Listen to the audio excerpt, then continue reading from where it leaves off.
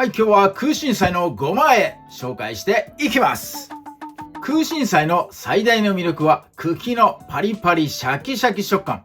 炒め物にして食べるのがもうオーソドックスだけれども一番美味しいと思いますが、炒めすぎ、加熱しすぎしちゃうとこのパリパリ食感がねなくなってしなしなになっちゃうんです。これが難しいところで、以前僕のチャンネルでも空心菜の炒め方のポイント、葉っぱから先に炒めて茎は最後に加えるというね、逆転の発想のやり方紹介しました。今日は火を使わない方法でこのパリパリ食感を楽しむごま和え紹介していきたいと思います。材料は空心菜、朝顔菜って書いてありますけど、これ空心菜です。空心菜っていろんな呼び方でね、売られています。塩菜とかね、あと空心菜の芯の真ん中の心とキャベツの芯みたいなね、字の部分が違ったりとか、いろんなバージョンがあるんですが、同じ野菜です。空心菜 100g、これを基準にやっていきます。ごま和えなので、白すりごま、これを使っていきます。味のベースは、中華味。僕の大好きなこいつに頑張ってもらいましょう。今日はね、詳しい調味料等の詳細は概要欄に貼ってありますんで、そちら参考になさってください。火を使わないでごま和えで空心菜を楽しむレシピ、それでは早速作っていきます。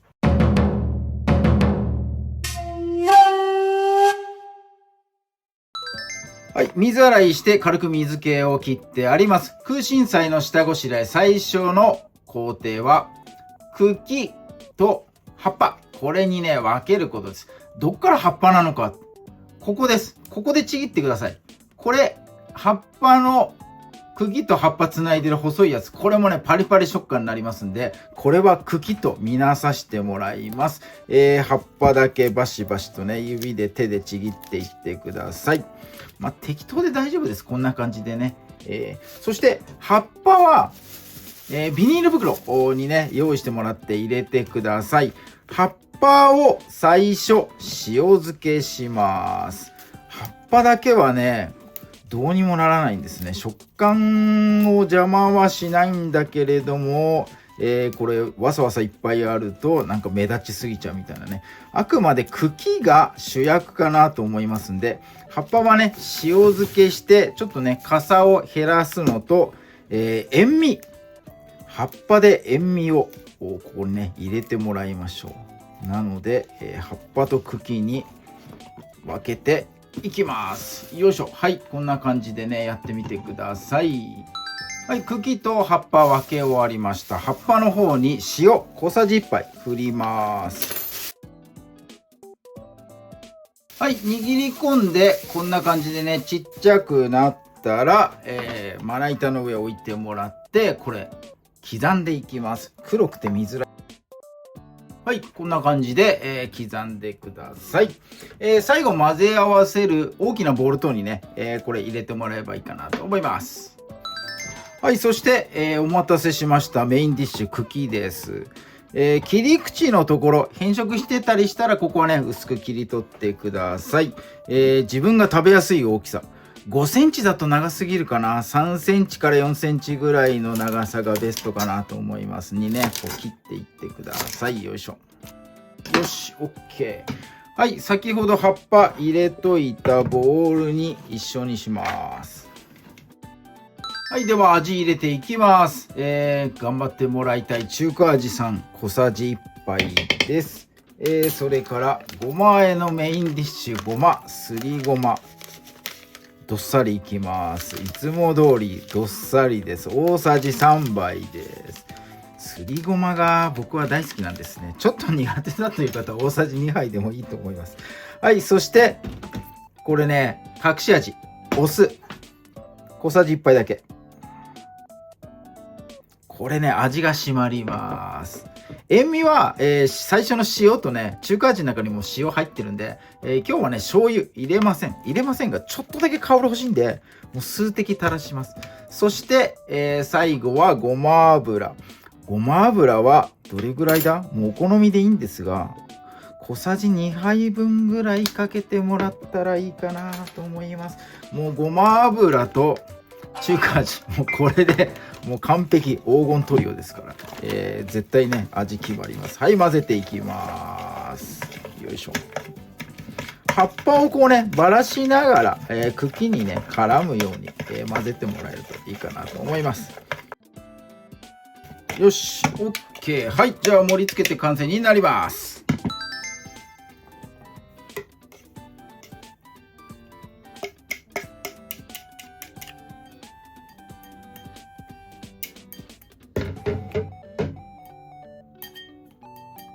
よし OK。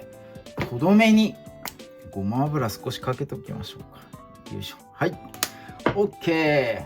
空心菜のごま和え、これにて完成になります。はい、では空心菜のごま和えいただいていきます。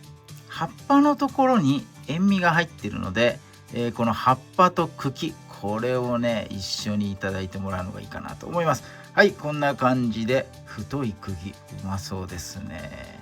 はい、じゃあいただきます。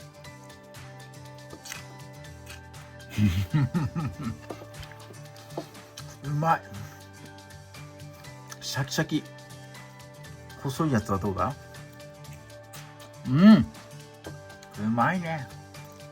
うまいね。うまいよこれ。